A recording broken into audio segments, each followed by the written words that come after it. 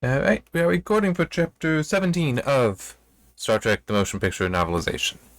Uh, okay. Again, I've got some things that are in the notes, some things that are highlighted in here. One is, I'm still not caring for the description of hyperspace. I don't like it. Just mentions here with the green whiplash energy projectile having been fired by V'ger, that the tracking of it is made more difficult by them being at warp and in hyperspace, therefore. And also that that the full scale and speed of it would not be known until it, gets really close, which, I mean, to be fair, that's kind of already the case. Like, when something's really far away, even if it's moving quickly towards you, don't necessarily get a sense of that. It's not until it gets closer that you really start to notice it, so this would be exaggerated beyond that, but it's just... It will be interesting to see how the other movie novelizations talk about this, if they bother to. Because I could see this being one of those things where it's an attempt at being harder science fiction than Star Trek typically is. I mean, Star Trek is science fiction, but it's not necessarily getting into details like this that are so fantastical, so alien. Like, this is not what...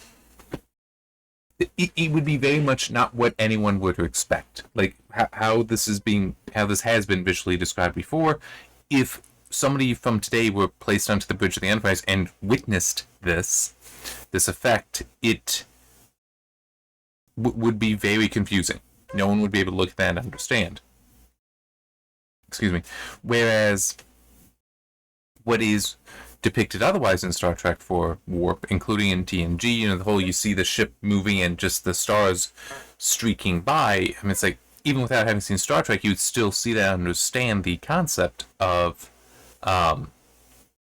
you're just moving at great speed, and so these are streaking by because you're moving so fast. It's like anytime you're moving by a light with... Ideally, a camera would probably be the best way to describe it, with a long shutter speed, so it's just tracking over that distance. Which it does remind me. When people have actually done the math to figure out, okay, how fast would a ship have to actually be moving to see stars moving by that rapidly? And it was like many, many orders of magnitude faster than what warp is actually described as being capable of. That's a bit of a problem. But I can provide one poor answer. It is a bad answer, and I can explain that as well. Which is that, in theory, if you just went with, well, no, that's actually like dust or other particles that you're just passing by that are being illuminated as you pass by them, that would make the distance between them far smaller, so it makes it more reasonable. You're not traveling as fast. One problem with that, though, is you do see, certainly in some of those TV shows, that they constitute the star field, and then you start moving and they go past you, and it's like, well, that doesn't work anymore. Because now clearly they are stars, and not just, oh, we're going by something and it seems to be illuminated because of that. Anyway, there's the next thing, right? Okay, not quite. There's mention in here, so Bolt is coming, it's like, evasive maneuvers, Mr. Sulu.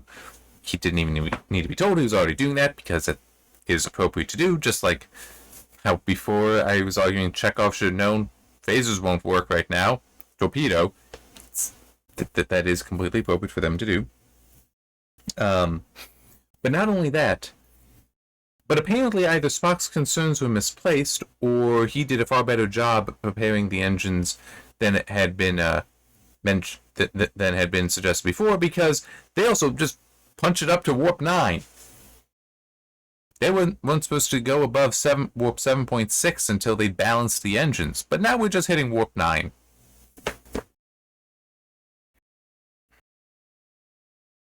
It does mention later that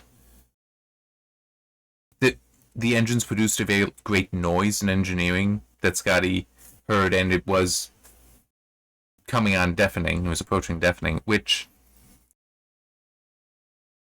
that can, maybe that's a result of them not being balanced yet.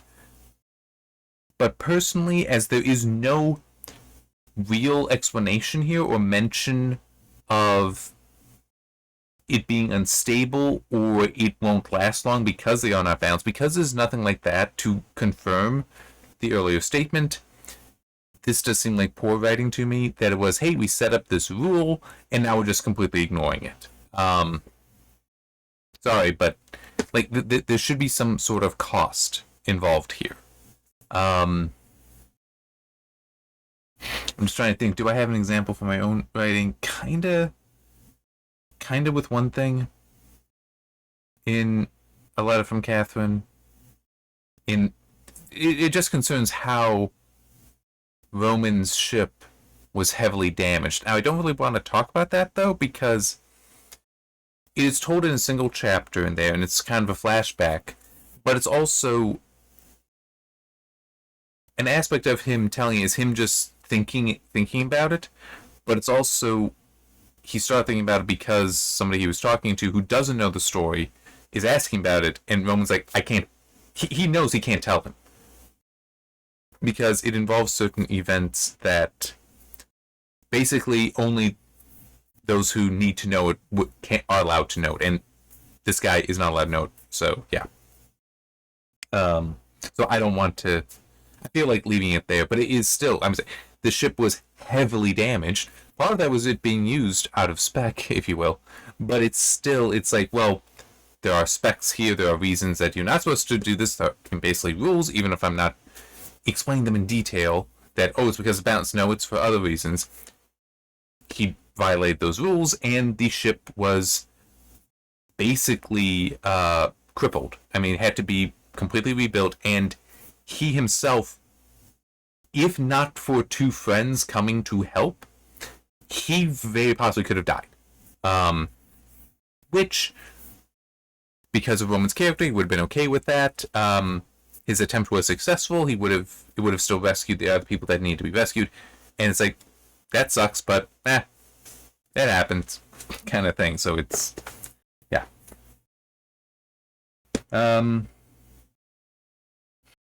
Now getting to something else that I'm sorry is also it's making me technical. Oh yeah, hang on, I almost forgot about this. So they go up to warp 9. They're doing the maneuver. The energy bolt tracks them effortlessly, which, on the one hand, I don't like that, but on the other hand, I can't object to it because even torpedoes in World War II had the ability to be maneuvered after being fired, which is not something you typically see displayed in various classic movies like Run Silent Run Deep. You don't see them being renavigated. And I think another movie that it's a good movie. I don't want to call it classic because like it shouldn't be so old enough to be a classic, but it probably is now. It's Hunt for Red October, where it does not describe the torpedoes being manually aimed around, but instead being them having their own tracking system. But we did actually have the ability to manually aim them in World War II. And the funny thing is, the actress Hedy Lamarr, very smart woman, she and a friend came up with a solution to make it more reliable. The Navy, the admiral that got it, was like, this is dumb. It wasn't, but was like, no, we're not doing this. Shelved it. Later, I think it was the Naval Research Lab, found the documentation talking about it, and we're like, oh wow, we can use this. And then they did, and it's actually a critical component of basically all wireless technologies, and it took decades before Hedy Lamarr's son and others finally managed to push to get them to acknowledge that she and her friend, I can't remember the friend's name, had originated it. Because technically it was classified for a while, but had been known by, and it also like wasn't properly classified. It was just kind of a mess, but fortunately they did eventually give the acknowledgement that she deserved. And that technology, by the way, so okay, you could fire a torpedo and then use radio waves to tell to re-aim. The problem is you can jam radio waves by just saying, hey, Well, just like, okay, I'm sending instructions on this frequency. Okay, we're just gonna blast at that same frequency all over. So now the instructions are just drowned out by the noise. What they came up with was basically a player piano, and that's why the Admiral rejected it. Was like, we're firing torpedoes, not player pianos. If you've ever seen the paper on a player piano, it has holes cut in it, and it's just when the fingers of the it's kind of like, also, if you've ever seen how a music box works, but if you were to, the idea was, play piano has like fingers that when it notices the hole, it's like, oh, okay, I need to play that note then. What they came up with, what Hedy Lamarr came up with in the friend, was to use a similar mechanism that would actually have the torpedo switch frequencies. So it would be swapping from one note to another for what it's expecting to receive for its instructions. So as long as whatever the ship is that fired it can also knows the same pattern, well then, yeah, fine. This channel, this note is getting jammed, but dink, we're on this one now. And it didn't need to be told to do that. No, it was already programmed to make that switch. So now they can continue broadcasting on that one. And even if the other, the target realizes and tries to change the jamming, well, it's going to jump again and just does that. And this is how modern wireless signals work, where it will bounce around, because that way it can avoid jamming, which does happen, but it is more incidental. Where it's just, there's a lot of communication going on, so the channels are getting used up. But by bouncing around, you can support more devices on limited bandwidth. It really is neat, but as I said, we didn't use it in World War II because an Admiral was like, we're firing torpedoes, not player pianos, which very disappointing, but yeah. So it is, on the one hand, I don't like the idea of projectiles being re-aimed after being fired, but that is a technology that is approaching, I mean, it's 80 years old, yeah. So this is supposed to be so many centuries into the future. Yeah, kind of have to allow that to be a thing. I guess it's just more so weird that it's an energy bolt, is how it's being described. So how are you redirecting an energy bolt? Then it's also energy bolt, the second one is fired and actually canceled. How do you do that? Either, I mean, it's, so, yeah. There's definitely, I guess the way to put it is, V'ger is at such a high level that we can just allow it to do fantastical things. Anyway, the other thing here where this is making me even more technical, because this is definitely triggering me for the technical stuff. So the bolt hits the shields, and it stays on the shields, but it produces a shockwave that is transmitted to the ship and produces such a noise that Kirk's adrenaline glands convulsed, shocking his heart into panic beating. For an instant, his mind and body were numb with fear. As Kirk fought to regain control of himself, the deafening shriek continued with an almost demoniacal quality, and he could see it was affecting nearly everyone similarly. I got two problems here. One, the one I'll get to first, is just Kirk has enough experience. I don't like this description of, even for an instant, him being numb with fear. Or fine, an instant, but then emphasize the fact that he does recover. His instincts kick back in, that he is back under control. Because him being out of control, I get the whole, well, losing control, I should say, than out of control. I get that that's to emphasize the seriousness of the situation, but we're not to the climax of the story yet, and this is James T. Kirk.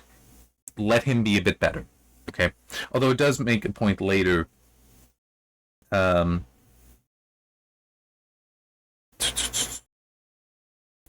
Kirk could feel cold perspiration running down his back as he willed himself to sit there, giving the appearance of calmness which he knew was needed of him. It's like, yes, it is needed of him. Has been, it was for the whole 5-year mission. So if he is supposed to be back to who he was, this should be instinctual for him. It should be natural for him. It shouldn't be he has to so will himself. Yeah, and it's yeah. I don't think I can really complain too much about the cold perspiration thing because I mean that's just a natural reaction that he isn't necessarily able to control, but it's instinct or not, but it's still it just I feel Kirk should be better. Should be at a higher level than should be at a high enough level for these physiological effects to not be as powerful on him. Decker, yes. In fact, though it isn't given here, in fact, it even describes that Decker has also recovered as quickly as Kirk. It's like, this would have actually been a good moment.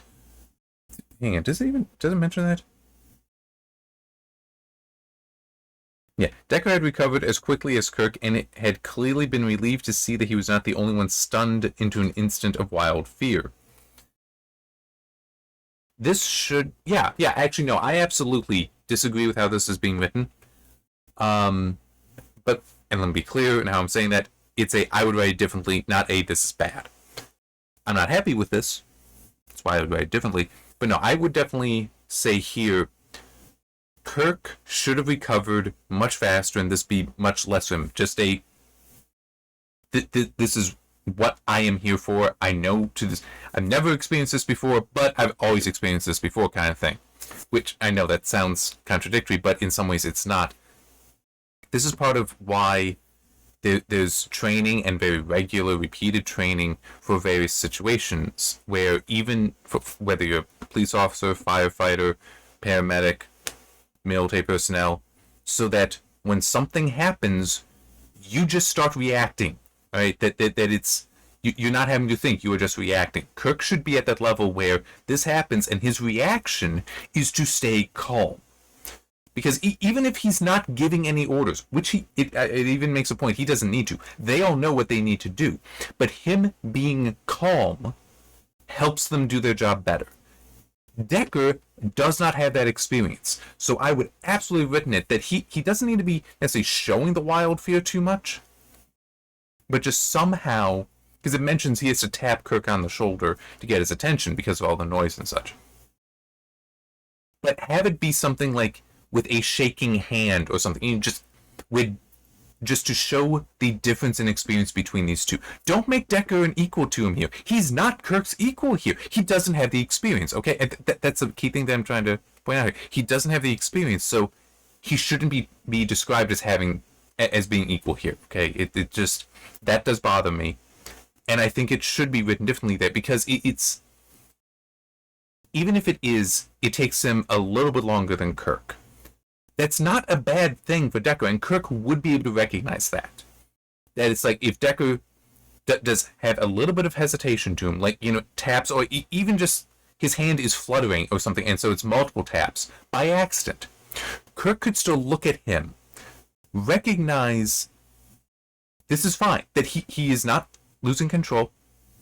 He is scared, and it's impacting him more because he lacks the experience that Kirk had. Kirk could then see that as a way to help them bond later, which is important. He needs to bond with this man for multiple reasons. One is he's the exec. The other is just I kicked him out of the seat. So it's like they need to get along well. And so this would almost be when calming down, go back to somebody's quarters, just have a drink together and talk about it. And that, yeah, scary shit, right? But don't worry don't worry too much. Your reaction was right. You were afraid, that's fine. You'll get better at that. And you were great already. Very good. You showed a reaction that would suggest use more experience than you have. You do something like that was like, don't worry about it. You'll get better at it as this stuff happens. And your reaction was still good. You'll get even better at it, kind of thing. And just, you could do something like that and have that be really, really powerful and useful between them. But that's not what we got. So the other thing, though, and this is the more technical thing. Sorry, all that was on my technical rant. A noise being generated by this attack in space. Let me be clear. A noise coming from this attack doesn't bother me. It's as described as being a shockwave. That it's like the attack is hitting the shield and a shockwave continuing through that to strike the ship. what medium is carrying this?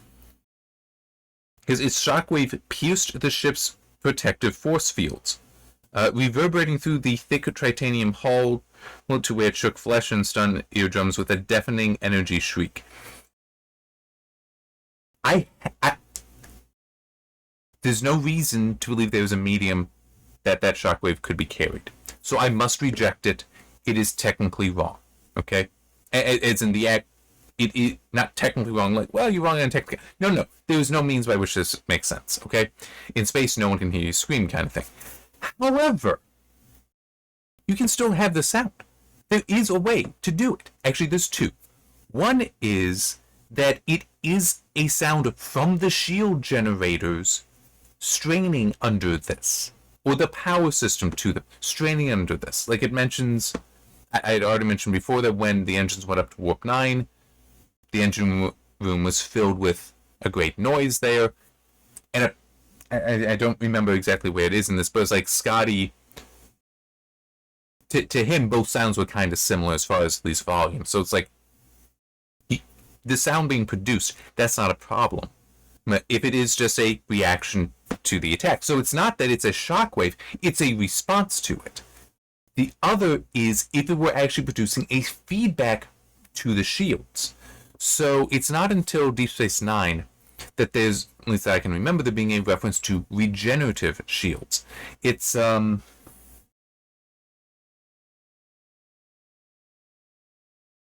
think it's in season 6, where I don't think it's season 7, but it's a facility that the Federation knows they have to attack, but there's the various Cardassian Dominion weapons platforms that have been put up, and the control center for that's also beaming the power to them, has regenerative shields. What that means is the shields, and this technically doesn't make any sense, but the shields, when being attacked, absorb the energy and actually use that energy to feed back into it. That's also how regenerative brakes work on various vehicles, where when a vehicle is braking, there is a mechanism by which that energy is recaptured, and it's just stored in something else as then, when accelerating, gets pumped back in. I think it's the ERU in F1 vehicles, where as you brake, as a vehicle brakes, that energy is built up and is basically into a electric motor. Well, it's stored into a battery that will dump into an electric motor that powers the wheels, so you get more acceleration. So you're braking going into a turn, well, before entering a turn, then you go into the turn, and then as you're coming out of the turn, that energy is dumped back into the wheels to get you accelerating faster. I'm pretty sure you also see large box trucks like UPS and FedEx trucks also with such an energy recovery system, energy recovery unit. But it's like the idea of feedback later on, because that's kind of what a regenerative system would be doing for shields, is taking energy from the thing and doing something with it. Feedback would be what's happening is destructive, regenerative is constructive. But still, it's like, I'd be fine with that, where it is just interfering with the shields in such a way that's producing a sound in the ship. That's not a shockwave, though. So you can achieve sound in a space battle. That's absolutely achievable. Without there being direct physical contact. But you do need to actually then give those explanations as opposed to it being a shockwave. What else? Oh yeah, there is also this mention, which is fair. Kirk's mind flashed the thought that if he lived, he must discuss the tactical implications of this shock effect with Nagoya. I'm not even going to try to pronounce the first name. It's one of those things where I think I could potentially pronounce it, but I'd have to go syllable by syllable slowly enough that I'd get it wrong anyway. That needs to be said with greater speed and confidence. Potentially, though, if I were to hear somebody say it, I might be able to repeat them. There's one funny thing with, it's an unfamiliar term, so there's that, but there's also a little bit the speech impediment, not so much for his first name here. But there's that element where if I hear it spoken, I can potentially impersonate it. Anyway, The shocking surprise of being suddenly hit in space with a deafening sound like this was worth considering in future weapons defense designs. Or in ways to scare the shit out of your opponents.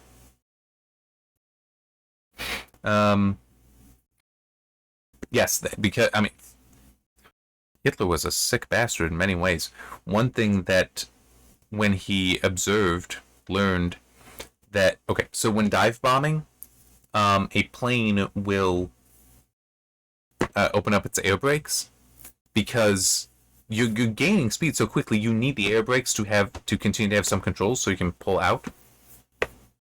And just to be clear, the reason that there are legitimate reasons why you dive bomb besides this, because you're coming down, gravity is helping you, so you accelerate, makes it harder for you to be hit. But it's also because you're trying to be more in line with the target. When you release the bomb, you're more likely to actually hit your target. Now, that is, of course, assuming that you're using a smaller bomber as opposed to a massive, like, flying fortress type bomber. That's completely different. I don't think you would ever want to dive bomb with those. But in any case, you normally have the air brakes open. What Hitler realized is that sometimes they would produce a shrieking sound. And it's terrible, but at the same time, this is exactly the kind of thing you do in warfare. He had the air brakes redesigned to have holes cut in them, specifically to ensure a shrieking sound and to make it louder, so that you could have somebody doing a dive bomb and it will scare more of the people on the ground. It was an instrument of terror. That's exactly what you do in warfare, though. I mean, can't fault the dude. That's kind of what you're supposed to do. It is in some ways different, but in some ways very similar to... Which vehicle was it? I can't remember which airplane it is that we have. I almost want to say it's like the B... No, I don't think it's the B-1. I don't remember, but we have at least one bomber. And this is a large plane. And it's capable of supersonic travel.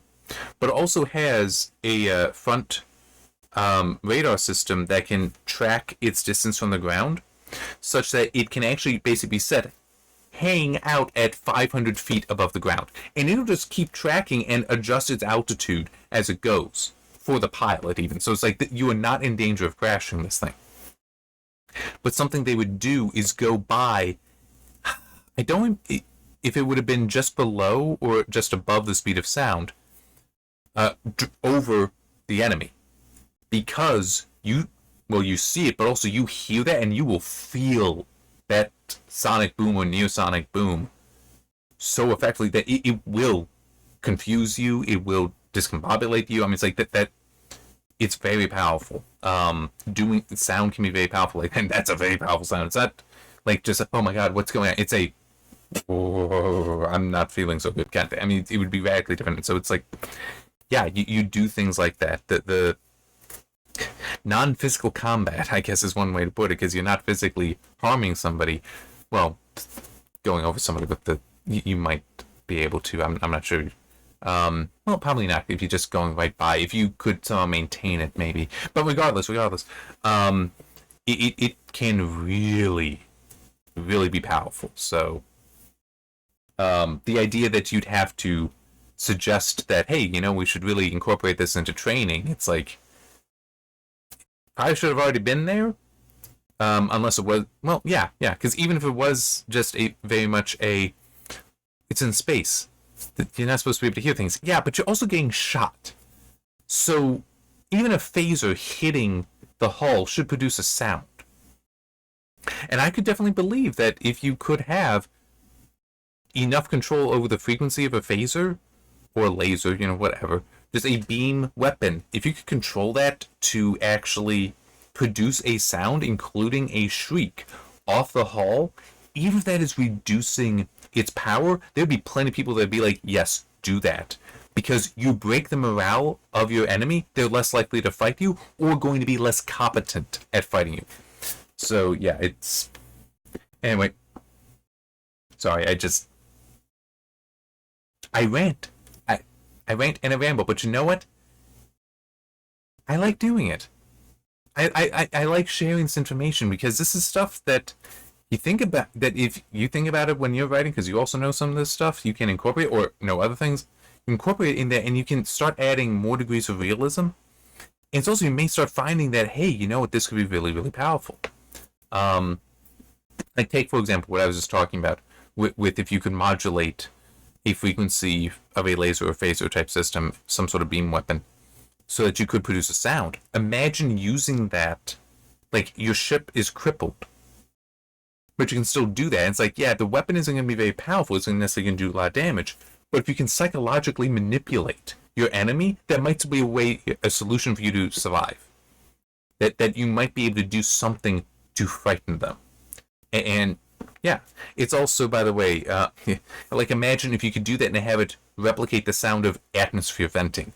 That alone could be enough for somebody to be like, wait, I didn't think we had any hull fractures, but it's venting somewhere. That may still give a moment of pause that you can escape in, or it might make somebody think, crap, no, there is a hull fracture we don't know about. We need to break off the attack because this needs to be solved now, kind of thing. So it's like, yeah, you could do fun stuff like that. Getting to Scotty, so this attack is draining their reserves, and they get below 50%, so he had no choice but to shut off the deflectors and divert all power to the vessel's main force field screens. So turning off navigational deflectors, turning to make sure that the shields last longer. Because apparently, yes, these are different systems. Not necessarily surprising. In some situations, I think I've seen it suggest that deflectors actually do deflect. So it's not just blocking. Like, the shields will just block a thing, whereas the deflectors will be like, nope, go over there. Nope, go over there. Nope, go over there. But what is interesting here, at the very instant he switched over, the image of a green flicker had seemed to flash into view past one of Scott's hull monitors. Hull monitors, not hull. Sorry. Hull is what he's talking about. Then he saw the flashing alarm lights, which showed a rapid chain of shortouts, as if something were forcing its way through the vessel's main circuitry. So this is interesting. I wonder if it's going to come up later, that apparently the deflectors are what were preventing its energy from entering the systems and going through, where it explodes out and hits an assistant engineer. It's also, we do see this in the movie, blows out Chekhov's weapons station and injures him, and he's screaming out in pain. So that is interesting, that potentially, hey, Scotty, guess what, we actually do need to keep those up in the future.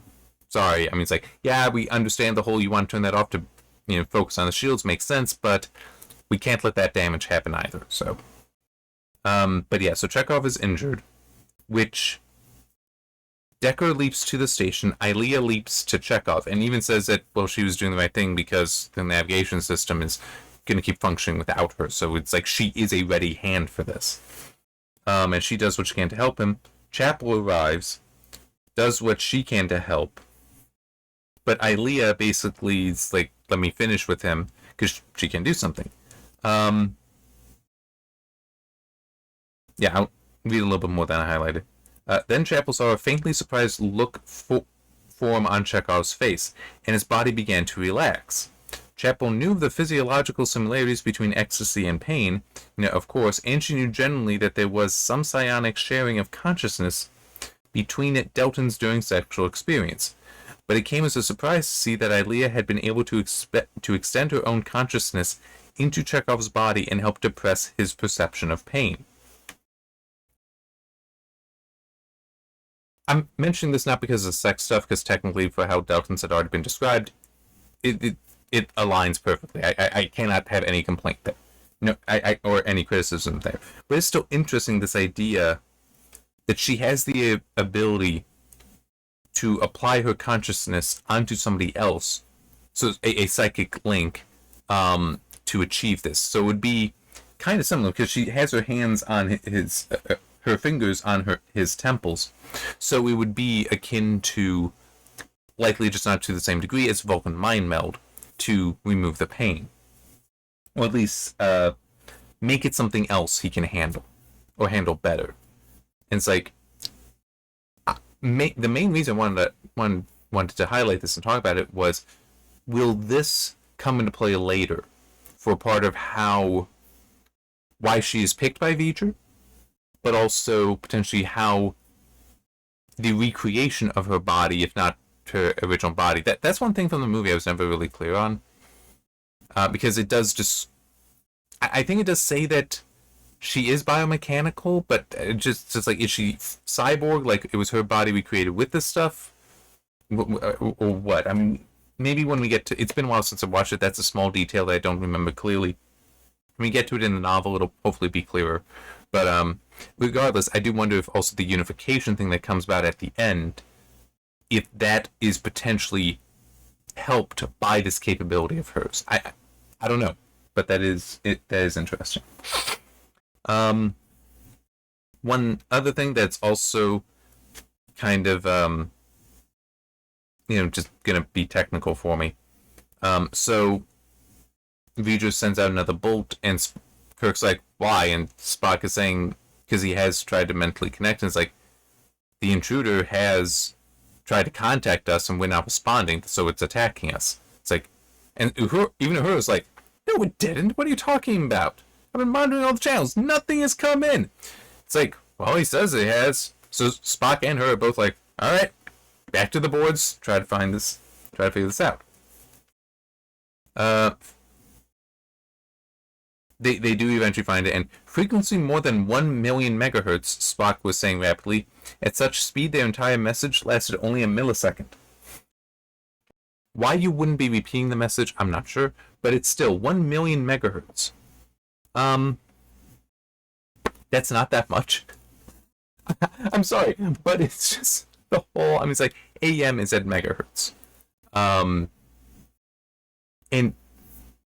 yeah, so it's like megahertz, we're already in that range, and it's like 1 million megahertz would be terahertz, which we actually do have a lot of technology that we are working on for that, or had been working on, because that's where it would fall to, and that would actually be around infrared and microwaves. It's kind of like the middle ground between them. So it's like we have technologies that work on both sides of this. So the idea that the Enterprise wouldn't be able to detect a terahertz frequency doesn't actually make sense. That it would recognize it as communication, that I have doubts about. Well, that I can reasonably believe it wouldn't know. But it doesn't seem reasonable to me that Uhura and Spock together wouldn't have picked up this signal earlier. Unless it was just, well, no, I mean, it would be repeated more than a millisecond, but still, the system should have picked up and been like, hey, erroneous signal, errant signal at a terahertz, in the terahertz bands, and lasted a millisecond originating from that thing. It's clearly a signal. They're going to understand that and then have to decode it from there. But, yeah, and aside, talking about terahertz frequencies, they are neat. They're really neat. So it also is about sub-millimeter for the wavelength. And a reason why we want to use that is, okay, well, first off, it's lousy for communication because it can be absorbed by gases. In space, wouldn't necessarily be a problem. Well, if it's coming through that cloud, it would be. But in any case, so you wouldn't use it for Wi-Fi, but at sub-millimeter frequencies, it can actually enter into human skin and go back out. They were talking about it for use in various kinds of body scanners. I think medical ones, but also for like security scans, because it would allow for something that would give potentially approaching X-ray like detail, but not going completely through the body as X-rays can, and not as high energy as X-rays, so they should be much safer. But it's still, you could have somebody walk through these, and it would provide an image, so you'd be able to tell who has a weapon on them. And it would even be able to enter into their skin a little bit. So it's like, it actually was a very interesting technology. I'm not sure what has ever happened with that. But it had potential. Interesting potential, real potential, not just science fiction. But it is also one of those things I'm trying to remember, because there were some complaints about different technologies already available that like the TSA was using that were effectively producing naked images of every passenger that would walk through one of these things. That I don't believe was terahertz, because I believe that they were still working on terahertz frequencies after this. And terahertz, as I said, there were also medical uses for it.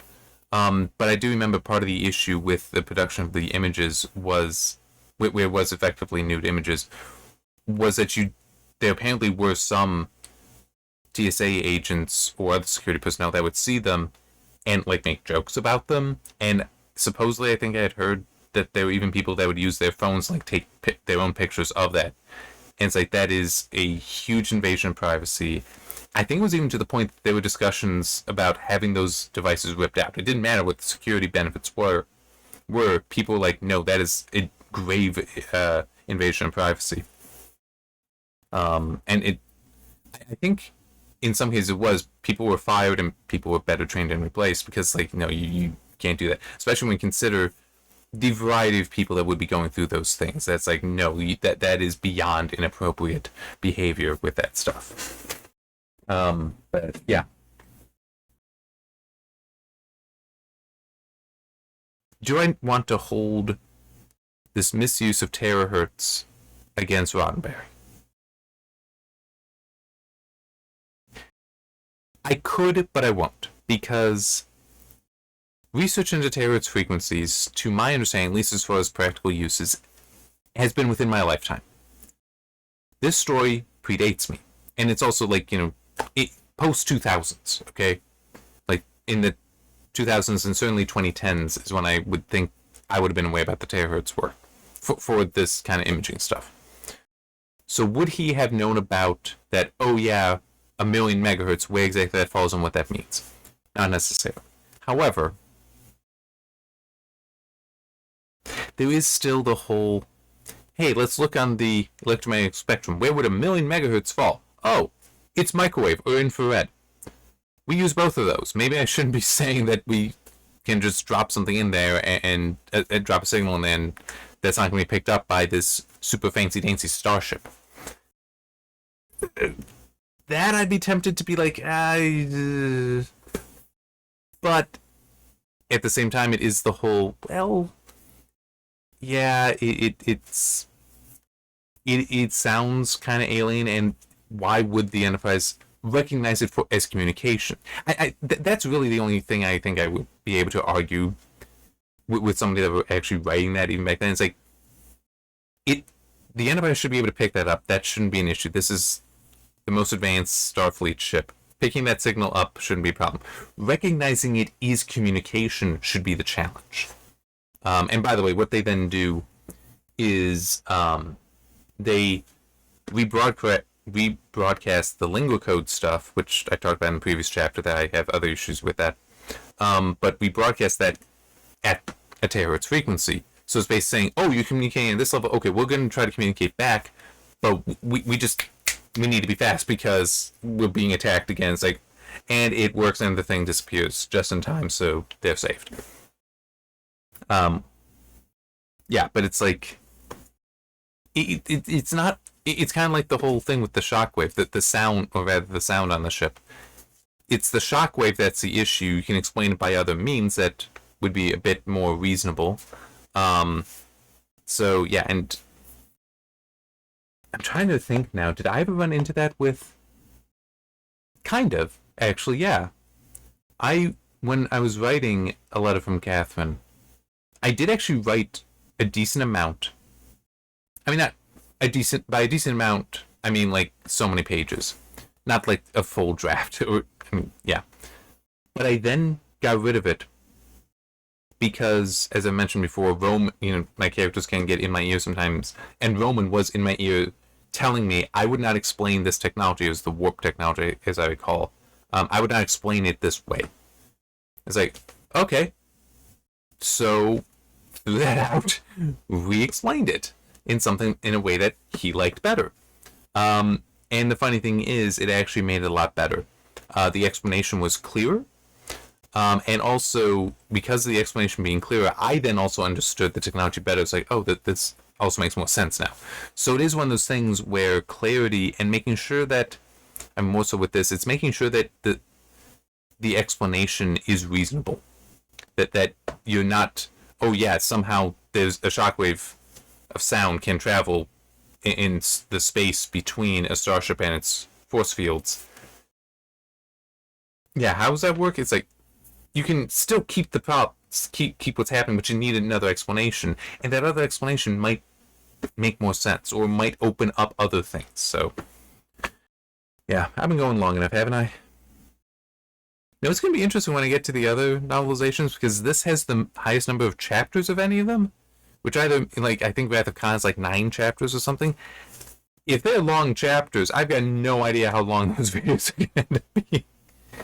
These are like 3-4 page long chapters or something. Well, actually, no, this may have been a bit longer than the others, but still, it's like, and I managed it 46 minutes.